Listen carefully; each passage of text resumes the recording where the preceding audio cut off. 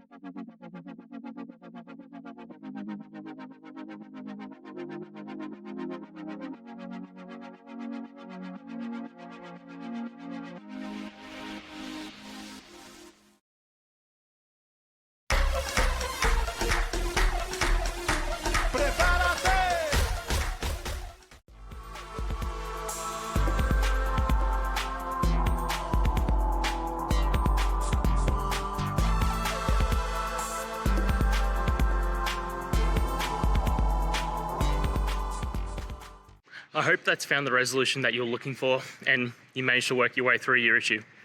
Please, if it did help, hit subscribe. I'd really appreciate it. And until the next technical time you need help, have a good one.